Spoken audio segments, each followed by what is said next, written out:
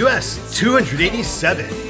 Yeah. All right, we are back with more US 287. For me, it's only been 5 minutes. For you guys, it's been 2 weeks. And we are looking at US 287, the Plains Shortcut Part 2. Now we have the real Plains Shortcut aspect. Let's take a look at the route. We see 287 goes from Choteau, Montana, up in the middle of nowhere in Montana, down to Port Arthur, Texas. And we're covering it today because we're going from Denver to Port Arthur by way of Fort Worth as the Chiefs are playing the Cowboys. And Arlington's right in the middle of the two of them. Once again, we're only going to be talking about southbound. Last time we finished in Denver, you can check out the first half of this right over here, first half of 287. And we are still downtown Denver, and here is a look at the Colorado State House. We come to I-225, and 225 is signed for 2I-70. 225 I think we'll be doing on the other Broncos episode this year. Colfax Avenue dead ends into I-70. We don't have anything saying anything other than East 70 straight ahead. Doesn't tell us that 40 and 287 are also joining 70, but they are. We pass by E470, and E470 is signed for Fort Collins and Colorado Springs, which is pretty good signage for it. Should be signed for the airport. From the E470 perspective, we are getting I-70 West Denver and East. Well, you knew it was coming. You knew that's what we were going to get. And our first mileage sign after that, we're getting Manila Road 3 miles and Limon 65 miles away. So 65 miles, not even that far. Had been concurrent with US 36 this entire time on I-70, with no mention of that up until now, where we see 36 East is leaving us for Byers. Here's our Limon exit, and again, this is a big problem with Limon in general, just how badly they sign within Limon. We get Business 70 to US 24 and Colorado 71. No mention of the fact that 287 and US 40 also leave at this exit. Honestly, 40 and 287 should just stay on 70 through Limon and get off at the last exit. Once we get off the ramp, though, we are getting 270, 224, and that we are on South 287 and East 40, so that's good to know. And I recently did a US 24 episode, you can check that out right over there, so we were here not too long ago. We meet US 24, and we are getting East 24, East 40, and South 287 turn left. We're also seeing Limon Heritage Museum and Railroad Park turn left, so that could be cool. So I got off the road a little bit. Colin Boyle requested that I just show Limon anywhere in that damn city.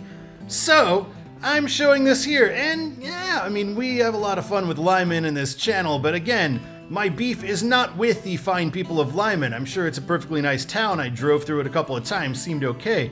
I got no beef with the city, I just have a beef with it being a control city everywhere in Colorado. This railroad park looks like a nice place to hang out, and thank you for that request. Colin Boyle made that request on the Patreon, as any Patreon member can who has a paid membership, and the higher you pay, the more per month you can make, and I appreciate everybody who does that. You can also make requests the old-fashioned way with a $5 super thanks or super sticker. Not sure what our next available episode is going to be, but you can check that in the description of this episode.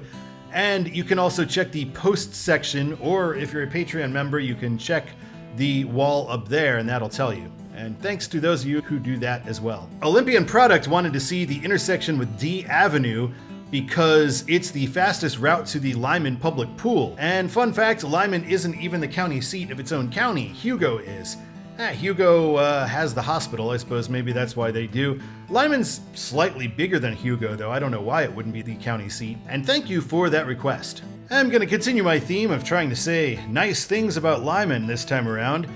This is the Southside Tavern, and it's got a 4.8 on Google for the food, so if I ever actually stop in Limon and I'm not worried about getting murdered, and maybe rightfully so, this is probably where I'd want to go eat. A little further down, we get our sign for the airport, and this was requested by Andrew DeVore. He finds it funny that they have an airport but not a hospital, and he wants to know my take on Limon flavored Sprite. That's the only flavor of Sprite so far as I know, so it's A-okay. Thank you for that request. Limon Airport. It's weird how many tiny airports there are in the US. We're meeting I-70. This is the third intersection, the last junction, and we're just getting East and West 70, no control cities. No 40, no 287 mentioned. Just terrible, terrible job, Colorado. Terrible job.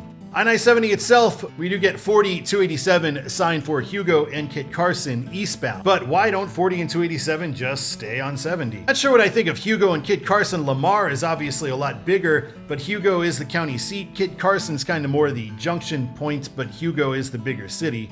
So I guess I see signing both of those in this situation. Looking at the same exit coming westbound, we get Business 70 and 24 and 2 Colorado 71. No mention of the control cities on 287 and 40. No mention of the fact that there is 287 and 40. So bad job. Once we are out of Limon, we are getting Hugo 10 miles away and Kit Carson 60. Coming out of Hugo, now we are getting Wild Horse, Kit Carson, and Cheyenne Wells. And 40 and 287 are going to the first two places. 40 by itself is going to Cheyenne Wells. And I'm not going to show Hugo because I already showed it in the US 40 video. Here's a look at 287 on a random spot between Hugo and Kit Carson, and I'm always told that Limon is the control city coming out of Denver because 287 is the shortcut for people going to Texas, right? It gets you to Amarillo, Dallas, whatever. It's the fastest way from Denver to there, except for the fact that it isn't. You can take 25 down to New Mexico and take 87 is actually faster. But I'm told that's the main reason for Limon being a control city. And this is the traffic that's on the road that's coming out of there. There's not much out there.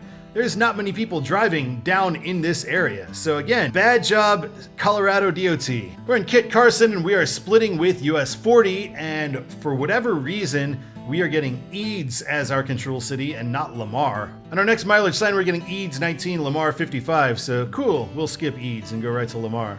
In Lamar, we meet US 50, the great US 50. I'll do an episode on that at some point. We see West US 50 for La Junta, or La Junta, why not Pueblo, and East 50 and 287 for Lamar. And we see Lamar is quite a bit bigger than anything we've passed through since we left Denver. 50 is leaving us. We are going to be concurrent with 385 for the rest of Colorado now. See, Springfield is our new control city, which is also a bad choice. It's basically the last city in Colorado. And now we get Springfield and then Dumas, 129 miles away. Wow, quite a hop there. And actually kind of not enough either. If you're going to go all the way to Dumas, you may as well go all the way to Amarillo. In Springfield, we're meeting US 160, so it's signed for Johnson and Trinidad. Coming south out of there, we're getting Campo and Boise City, and then a line, and then Dumas. Boise City is in Oklahoma. Campo is in Colorado. And welcome to Oklahoma. We now enter Central Time Zone, as we will be for the rest of this road. Near Boise City, and we are getting a big split here. US 385 for Boise City,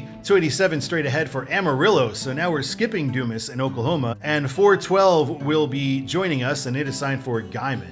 After that intersection, we meet US 412. This is US 56 as well. Did an episode about US 56, you can check that out right over here. And 56 you'd think would take precedent over 412. Really weird, especially since 412 is one of these weird orphan roads. It's not related to US 12 at all, it's just its own thing. Coming out of Boise City, we are now getting Stratford, Texas and Amarillo as our control cities. And right here, we enter Texas. We get this little monument to Texas and monument to Cowboys fandom right next to that. In Texas, we're getting Dumas again, so Stratford 15, Dumas 49. In Stratford, we are meeting US 54, the great US 54. We'll get to that one day. And we are meeting US 87. This is actually our second meeting with our parent route. We did meet it in Denver. I think it was within I-25 at that point. Coming out of Dumas, we're getting Amarillo 46 and Canyon, our next place after Amarillo, signed as well. Coming into Amarillo, this is always so weird. So we're getting 2 I-27 and South 87 Pierce Street, 2 I-40 and South 287 Taylor Street to the right. So in theory, Pierce Street is 87 and Taylor Street is 287, but they end up back together again anyway before we meet the 40 and 27 junction. Also, bad president names there. We're meeting US 60 here, the great US 60, and also this is Route 66 here as well. Here is downtown Amarillo and the Amarillo National Bank. And right here is where we reunite with US 87, and 60 is with us now as well. And so we're getting West 40 Albuquerque and East 40 for Oklahoma City and Fort Worth, and that's because of us, South 287.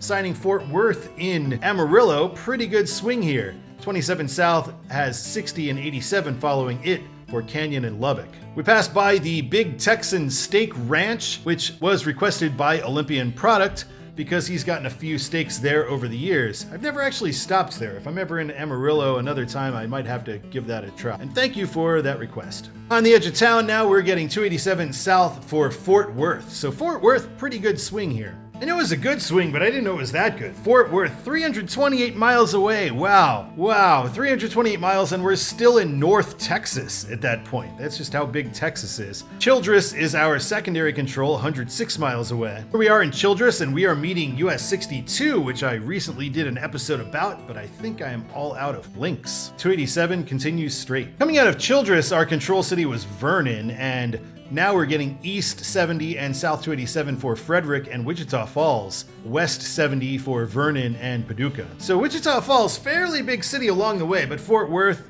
Dallas Metroplex, so much bigger, so I'm okay with them signing that. Still in Vernon, we are meeting South US 183 and both directions of 283, and North 183 will be joining us. And here we go, East 70, North 183, and South 287. So we've got a wrong way concurrency. 70 and 183 both leave for Frederick and Ardmore at this point. And coming out of here, we're getting Wichita Falls 33, Fort Worth 148. So still pretty good distance to Fort Worth. We're jumping ahead to Wichita Falls. We got 44 east for Shepherd Air Force Base and Lawton, and 44 west for Wichita Falls and Fort Worth. I don't know why they're signing 44 at this point, because 44 ends real soon after this. Westbound, I mean, you could sign eastbound only. And in fact, right here is the end of I-44, the business district exit for Wichita Falls. But we've all got all kinds of US highway action going around in Wichita Falls. We are now on South 281 and 287 for Jacksboro and Fort Worth, and West 82 and South 277 for Lubbock and Abilene. Wow. So right here, we lose West 82 and South 277. We still have East 82 now. Somehow that's happened. And South 281 Jacksboro is leaving us soon. 281 exits, and we get East 82, South 287 for Texarkana and Fort Worth. We're in Henrietta, and the Texarkana signs go away. We're getting 82 east for Henrietta and Gainesville.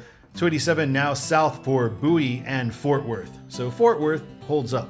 Bowie, we're meeting northbound US 81, so here's the exit for that. And getting closer to the Metroplex area, we're meeting US 380 for Bridgeport and Denton. We're meeting Business 287 for Saginaw, and we see we are signed with US 81, headed for Fort Worth. On our way into downtown Fort Worth, we are meeting I-35, so we're a ways north of downtown here, and we're joining 35W South. We get 820, the Fort Worth Loop and Meacham Boulevard coming up shortly. Right here we're getting North US 377 for DFW Airport, and we will be joining South 377 as we exit toward I-30, and we're signed for Dallas and Abilene, although neither of those are for us. Sign up ahead says 30 and 287 for Dallas, stay left. From this ramp, we get a pretty good view of downtown Fort Worth and the Fort Worth skyline. And meanwhile, on 287 Business that actually goes through downtown Fort Worth, we pass by Union Station. Actually, we don't pass by, it passes by Union Station. And this was requested by Interstate 13 because he's always been fascinated by trains. So thank you for that request. Back to our ramp at I-30, we get 30 East Dallas and South 287 for Lancaster Avenue. We're meeting 820 again, and we are merging on a southbound 820, and we are now signed for Waxahachie, and that's for 287. And now we're joining I-20, signed for Waxahachie and Dallas. At exit 444, we are exiting I-20 for Little Road and Waxahachie. Meeting Texas 360. I did an episode about Texas 360 for other Dallas-related events, the All-Star Game, and it's signed for Arlington and Grand Prairie, and it goes right by the stadium that this Thanksgiving game will be taking place at. Meeting US 67 South, and this is Waxahachie's Business 287 exiting us right now. And now we meet 35E for Waco and Dallas. Should be Austin. And from the Waxahachie area, we now get 287 South for Corsicana.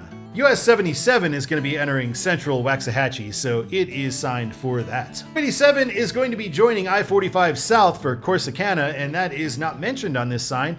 Also kind of weird that 45 South does not get the normal Houston control at this point either. Maybe because of 287. And we leave I-45 for 287 South Palestine. That is how they say it, according to what I looked up. And now we are a 2-lane road after quite a while here. I think it's probably been since Amarillo or Dumas. We meet US 79 in Palestine, so there it is.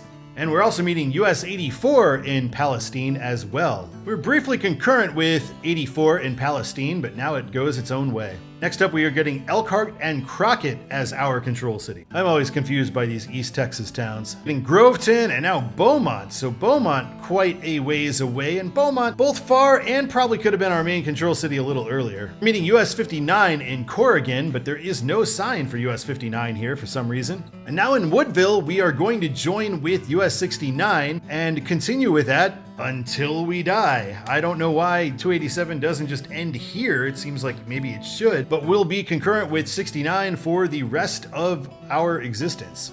Later in Woodville, we are meeting US 190, and now we're going to be meeting US 96, which is northbound. 96 is a northbound road in Texas? Okay, sure. And southbound is going to be joining us for our palindromic concurrency with 69, and it will stay with us forever. So here we are in Beaumont. We're meeting I-10 and US 90. Done episodes on both of those, and going to be doing an I-10 reboot pretty soon. Eastbound signed for Lake Charles, westbound for Houston and Port Arthur. Port Arthur is because of 69, 96, and 287. This is 2023 as there is construction on this interchange now, but 10 west for Houston, and we are getting 69, 96, and 287 for Port Arthur. Again, a 3-road concurrency for no reason that just stays 3 roads until they end. And we're getting various overheads. Here's our Nederland exit. In Port Arthur, we meet Texas 73. We are now signed for Memorial Boulevard because that's where we're going to be ending within the city of Port Arthur. This is from 2021. There's construction on this now, so there's not really anything there now.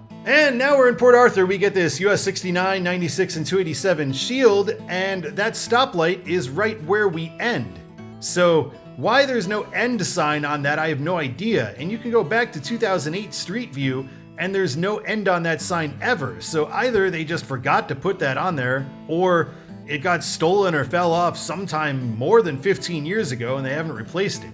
Either way, this is dumb. And that shall end US 287, so let's take a look at Todd's the way it should be for the rest of this road. We can see the list of cities that I talked about in the first episode, and then let's take a look at south from Denver. I'm gonna say it should be Aurora, then Kansas, then Limon when we get the actual exit for Limon. Not before that, but right there. Hugo, Kit Carson, there's not really a way around that. Like I said, we'd probably have to go with both of them. But then I'd skip ahead to Lamar. From Lamar, I'd go right to Amarillo. No reason to mess around with Dumas or certainly any of the small Colorado towns. Then Fort Worth. I love the long-distance Fort Worth signage. Wichita Falls is kind of worthy, but Fort Worth is just so big. Waxahachie, Corsicana, Palestine, Beaumont, then finally Port Arthur. Thank you so much for watching this episode of Control City Freak. I really enjoyed it. I guess today is Thanksgiving. Happy Thanksgiving. It means the Chiefs and Cowboys will be playing the day this episode comes out. Hopefully that'll be fun. Hopefully it'll be a Chiefs win.